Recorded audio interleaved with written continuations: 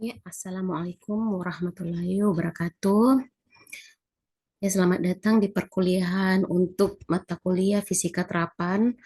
Sebelumnya Bu sampaikan permohonan maaf karena hari ini tidak sempat untuk melaksanakan kuliah secara offline karena ada beberapa kegiatan di jurusan maupun universitas berupa pelatihan yang harus Ibu ikuti. Jadi untuk minggu ini kita akan laksanakan secara online. Oke, ini adalah pertemuan yang kedua yang harusnya kita sudah mengetahui tentang apa itu fisika terapan. Tapi dalam pertemuan hari ini, Ibu akan memberikan gambaran tentang kelanjutan perkuliahan kita sampai 16 pertemuan yang akan datang seperti apa. Nanti akan Ibu sedikit bahas mengenai materi untuk pertemuan awal ini. Ya, ini adalah materi-materi yang ada yang akan kita pelajari untuk beberapa pertemuan ke depannya. Yang pertama yaitu besaran dan satuan. Untuk yang materi pertama ini pasti kalian sudah tidak asing ya tentang besaran dan satuan. Mungkin di SMA sudah kalian pelajari, apalagi tentang vektor. Vektor, ada skalar, besaran vektor itu apa? Ya, besaran yang punya nilai dan arah. Seperti itu ya. Kinematika partikel ini yang kemarin yang walaupun bola jatuh itu dihitung ya, ini mainnya kinematika dengan dinamika. Kemudian setelah mempelajari kinematika dan dinamika, kita mid ya semester. Kemudian dilanjutkan dengan dosen pengampu mata kuliah yang lainnya tentang usaha, elastisitas, momentum linier, dan rotasi benda tegar. Nah, untuk pertemuan 1 sampai 8, Ibu akhirnya akan mengajarkan kalian mengenai besaran dan satuan, vektor, kinematika, dan dinamika partikel. Oke, sebelumnya sudah ada gambaran tentang fisika. Banyak yang tulis fisika itu ribet, fisika itu susah, terus apa yang mau diharapkan dari belajar fisika? Lebih banyak yang menuliskan ingin menambah pengetahuan, ya, yang standar, ingin mempelajari tentang tata surya, oke. Nah, nanti dinamika dan kinematika mungkin ada sedikit menyinggung nanti tentang alam semesta. Jadi, Ibu buka kesempatannya nanti untuk bertanya apa saja yang berkaitan dengan materi, mungkin yang kalian lihat dalam kehidupan sehari-hari. Bisa bertanya langsung. Kalaupun Ibu tidak bisa menjawab, nanti kita diskusikan di kelas. Oke, tentang fisika ya, sudah punya gambaran dari asal kata fisik, artinya ilmu alam. Jadi segala sesuatu yang ada di alam tentang sifat, fenomena, ataupun gejala alam, dan seluruh interaksi yang berkaitan di dalamnya itu membuat cabang ilmu fisika ya sangat maruk memang ya fisika. Jadi segala sesuatunya itu dilihat bagaimana sifatnya, bendanya, objeknya, terus objeknya itu seperti apa, di dalamnya itu apa, batuan saja punya ilmu khusus tentang batuan, misalnya komputasi. Komputasi adalah interaksi bagaimana gejala alam itu dibahasakan melalui bahasa komputasi. Ya, makanya orang TI memerlukan fisika untuk menjelaskan dasar daripada eh, misalnya algoritma yang akan dibangun misalnya ya. Jadi segala sesuatu yang ada di alam ya terkait fenomena, materi, material, ada namanya fisika material, gejala alam dan seluruh interaksinya fisika komputasi ya, misalnya yang terjadi di dalamnya. Oke, ada namanya fisika terapan. Fisika terapan ini umumnya banyak diterapkan untuk sains, untuk teknik. Ya, ada namanya fisika teknik juga. Fisika ketika penerapan ilmu fisika, jadi sudah diterapkan terhadap menyelesaikan masalah ilmiah atau teknik. Dalam hal ini misalnya kalian seorang teknik informatika, kalian mungkin akan dituntut untuk membuat algoritma yang berhubungan dengan eh, misalnya persamaan-persamaan dalam fisika, ataupun misalnya dalam sensor dikenal namanya mikrokontroler. Mikrokontroler itu perlu untuk membuat program di dalamnya, tapi dengan mikrokontrolernya ini apa yang diukur ya, otomatis pasti besaran-besaran fisika, misalnya termoelektrik, mengukur panas, kemudian dibuatkan mikrokontroler, komputer yang mengolah sehingga panasnya misal 30 derajat tampil dalam layar, ya seperti itu misalnya ya contoh. Lalu untuk apa kita belajar fisika terapan? Ya, suatu ilmu atau suatu kajian tanpa diterapkan, tanpa diaplikasikan untuk bidang ilmu yang lain, itu akan berdiri sendiri. Berdiri sendiri artinya dia dia hanya sekedar teori, tidak berguna gitu. Ya berguna tapi untuk kalangan tertentu.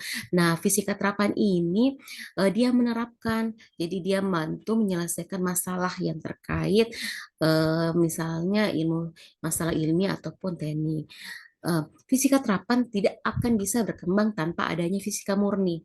Jadi, untuk kalian ambil mata kuliah fisika terapan ini, kalian tetap diajarkan dasar-dasar daripada fisika murni. Kayak tadi, kalian harus mempelajari besaran dan satuan, kemudian vektor, dasar daripada kinematika dan dinamika.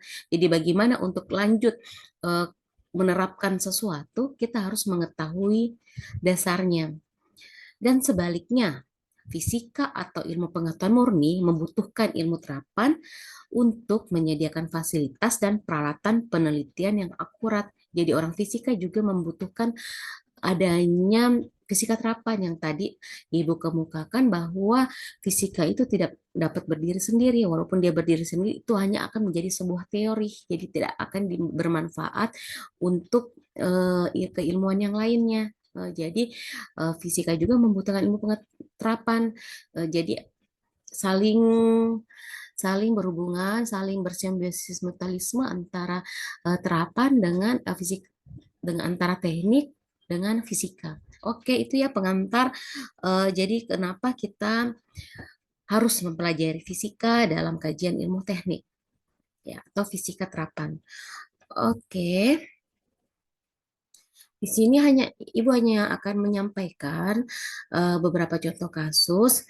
Sebenarnya kalian harus lihat ya untuk materi. Jadi nanti silahkan buka lenteranya. Di situ akan Ibu posting buku atau pedoman yang akan kita gunakan untuk 1 semester ini. Ya, ini ada contoh kasus Ibu sudah buat. Orang fisika itu mainnya seperti ini ya. Ini persamaan dasar lah dalam fisika. Misalnya, bagaimana orang fisika itu membutuhkan seorang ahli informatika dalam menyederhanakan suatu problem dalam fisika. Nah, bisa dibaca ya, bisa dibaca masalah fisika misalnya, bagaimana menyelesaikannya dengan metode analitik dan komputasi. Pernah lihat persamaan seperti ini, seorang penerjun payung massa sekian 68, misalnya dalam soal ini ya, meloncat dari sebuah pesawat terbang ya, penerjun payung. Kemudian hitunglah kecepatan sebelum penerjun membuka payungnya. Berapa kecepatannya kira-kira? Kalau kalian bayangkan secara realnya, untuk menghitung kecepatan seorang yang jatuh itu lumayan ini ya, ibaratnya kalau kita belum mempelajari ilmu fisika, ibaratnya suatu hal yang mustahil dalam menghitungnya. Kita tidak tahu ini orang seperti apa, kalau berarti seperti ini loh, kenapa gitu. Persamaan seperti apa saja yang berpengaruh kalau orang jatuh, terus sama enggak? Misalnya orang jatuh pada ketinggian sekian dengan orang jatuh pada ketinggian misalnya dari gedung 2 lantai dengan orang dari pesawat gitu. Bagaimana kecepatannya? Nah, eh, dasar fisika, mempelajari tentang itu, dikenal misalnya teori teori Newton, hukum Newton 1, 2, 3, dikenal sebagai hukum gravitasi, ya segala macam. Nah, inilah yang akan diterapkan. Eh, Misalnya, hitunglah kecepatan sebelum penerjun membuka payungnya dengan koefisien tahanan geser atau C besarnya 12,500 gram per second. Ya, tahanan geser ada namanya, istilahnya tahanan geser. Solusinya apa? Kecepatan. Kecepatan disimbolkan sebagai huruf V atau velocity. Nah, F. Kalau orang jatuh pasti ada gaya. Gayanya apa? Gayanya ke atas, ada juga gayanya ke bawah. Hmm. Ibu tidak untuk pertemuan ini, Ibu tidak ini ya, betul-betul menerapkan bagaimana penyelesaian masalah ini karena kita belum belum pelajari. Jadi Ibu hanya memperlihatkan, oh seperti ini loh rumusnya. Jika kita mendapatkan rumus seperti ini, misalnya, eh, bagaimana F? Pernah pelajari tentang hukum Newton yang kedua, di mana sigma F sama dengan sigma M kali A atau massa dikalikan percepatan. Nah, ini rumusnya ya. Eh, Kalian fokus saja F sama dengan M kali A. A itu apa? A itu turunan pertama daripada kecepatan atau kecepatan yang berubah berubah terhadap waktu. Jadi kalau ada istilah D ini adalah perubahan. Jadi perubahan kecepatan terhadap waktu itu adalah A. Jadi dihitung semua. F, F tadi gayanya apa? Ada tadi ke atas ya, karena kan pengaruh gaya dorong. Ada juga yang ke bawah itu gaya gaya gravitasi. Nah, jadi dihitung semua FD, FD down ya. D ini FD kita tulis FD yang ke bawah, gaya ke bawah, M dikali G. Ya, massa dikali G. F tadi itu M dikali A percepatan. Nah, kalau misalnya FD ini percepatannya yang berlaku yaitu kepercepatan gravitasi. Berapa nilai tadi gravitasi? 9,8 M per second kuadrat atau biasa orang tulis 10 untuk membulatkan ya. FU, apa yang berpengaruh terhadap gaya atas atau F up up ya, gaya ke atas. Ada tadi nilai C. C apa? Koefisien gesek. Dikalikan dengan V-nya. Ini yang berpengaruh terhadap yang atas. Kecepatannya berpengaruh ya, karena di atas sebagaimana kecepatannya otomatis kecepatannya itu yang mendorong ke atas karena adanya gaya gesek. Ya. M, jadi dikumpulkan semuanya. M dV per dt sama dengan mg dikurang cv, terus ditulis bla bla bla seperti ini. Ada istilah dt, oke lah kalau misalnya M ya kita tinggal masukkan nilai-nilainya. Tapi ada perubahan, ada pasti perubahan kecepatan. Pada saat orang jatuh akan terjadi perubahan kecepatan. Adanya perubahan kecepatan, orang bergerak, otomatis waktunya juga akan ikut berubah. Nah, ya, dv dt. Nah, seperti ini seperti apa ya? Kita harus menurunkan v-nya, ada dt-nya. Nah, jika masalah komputasi itu tidak terlalu ini ya. Jadi kita tinggal bagaimana menyelesaikan numeriknya seperti ini, buat algoritmanya seperti apa. Nah, bla bla bla bla. Oh, kalau dijelaskan satu-satu nanti akan pusing ya. Jadi kita lihat kan dibuat satu-satu ya secara numeriknya bla bla bla. Oh, sudah. Jadi kalau sudah mendapatkan nilai seperti ini, tinggal kita masukkan bla bla bla. Ada integral-integral, terus muncul eksponen pangkat. Ya, kalau bentuknya seperti ini sudah tidak ada turunan-turunannya tadi. Kenapa harus ini diintegralkan? Tadi kan turunan. Jadi untuk membuat sesuatu kebalikan daripada turunan kan diintegralkan. Jadi muncul nilai-nilainya. Jadi kalau ada seperti ini ya kita sudah bisa menyelesaikan ke dalam suatu program. Nah, jadi jika ingin menyelesaikan suatu masalah, kalian harus punya dasar ilmu, misalnya numerik. Numerik itu orang matematik. Kemudian untuk menyelesaikan masalah fisikanya, kalian harus mengetahui persamaan-persamaan yang ada. Kalau tidak mau menguasai persamaan yang ada, bisa mungkin membuat persamaan yang baru, ya silahkan. Dengan asumsi harus terpercaya melalui penelitian, melalui praktikum, dan sebagainya. Oke, eh, ini nilai-nilai yang sudah dimasukkan.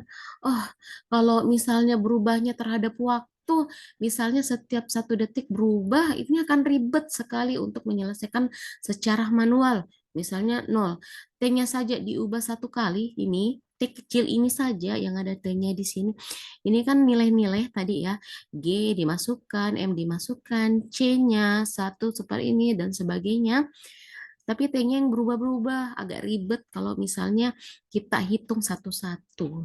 Nah, inilah perannya teknik informatika atau komputasi, fisika komputasi, orang matematis yang mempelajari tentang komputasi, tentang analitis, analitis numerik, dan sebagainya. Ini dapat diselesaikan secara mudah. Ya, ini grafik yang sudah dapatkan Ibu buat programnya. Setelah memasukkan di input masing-masing. Kalau dalam program 0, 2, 4 tidak akan menjadi masalah. Walaupun kalian pakai T sama dengan 10 tahun misalnya baru sampai ke kanan, tidak masalah. Itu akan dihitung oleh komputasi. Jadi kelebihan di komputasi, hal yang kita tidak bisa lakukan secara otak manusia mungkin terbatas, ketelitiannya dan sebagainya. Kalau komputasi kita sudah memberikan suatu listing program, kita sudah membuatkan numeriknya seperti apa, listing programnya jadi, tinggal diklik, kalian enter saja nilai berapa yang kalian inginkan akan keluar tanpa perhitungan lagi, tanpa capek-capek hitung satu-satu, bla bla bla. Ya, ini ya.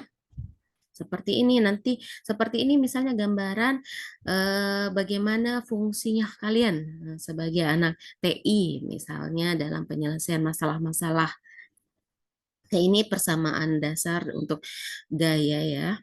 Untuk berapa kecepatannya, jadi tinggal dimasukkan kecepatan, tinggal dimasukkan waktu. Kecepatannya ini hasil daripada perhitungan waktunya ya. Sama dengan ya, ini hasil untuk grafiknya. Ya.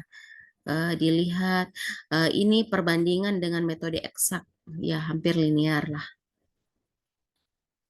Jadi komputasi kalau ini tadi diselesaikan secara numerik akan berbeda hasilnya. Misalnya kita hitung satu-satu tadi yang DV, DT ini secara numerik, tapi mirip lah. Karena kalau solusi ini juga nggak menjamin, karena kalau di alam itu kan berubah-berubah, banyak koefisien-koefisien yang ada, angin dan sebagainya, ya selalu ada namanya trial error, ya ini ya, Ibu nggak jauh bahas ininya. Ya, ini kasus ya, kasusnya yang sama, caranya menghitung. Kalau misalnya secara satu-satu gitu dihitung, ini dan sebagainya ya. Ya, oke ini perbandingan solusi analitik dan numerik. Ya, ini exact analytic solution secara eksak. Ini pendekatan daripada solusi numerik tadi. Ya, agak mirip lah. Ini kalau dihitung paling errornya seperti sedikit. Tapi kalau secara analytic solution juga tidak menjamin nilai sesungguhnya ya. Tapi pendekatan kurang lebih seperti itu nilai-nilai. Oke, ini Ibu tampilkan program, Ibu pakai bahasa MATLAB. Pernah dengar MATLAB? Bisa juga dalam Octave kalau misalnya eh, komputer kalian ini karena MATLAB cukup berat, jadi Ibu pakai Octave. Ya, ini programnya. Jadi satu-satu dimasukkan. Karena kalian masih semester 2 mungkin untuk buat algoritma seperti ini belum sampai, jadi Ibu cuma memperlihatkan seperti ini. Atau sudah ada yang menguasai algoritma untuk ini listing program, ya silahkan coba-coba ya. Bisa ini hampir sama ininya, mungkin kalau kalian menggunakan bahasa selain Octave atau MATLAB, tapi dengan komputasi simbolik atau numerik lainnya bisa. mirip-mirip, ininya paling bahasanya agak sedikit berbeda. Misalnya display, untuk menampilkan display ada yang perintahnya view atau perintahnya apa ya. Kalau di C++, display pakai printf, scanf ya. Ya, ada printf ya. Kalau misalnya di MATLAB cukup masukkan display, perhitungan secara numeris nanti akan tampil satu-satu. Ya, seperti ini. Dan for i sampai ini sudah loop, sudah pelajari tentang looping. Ya, tadi nilai untuk beberapa t itu T0, 2 dan seterusnya dia pakai looping.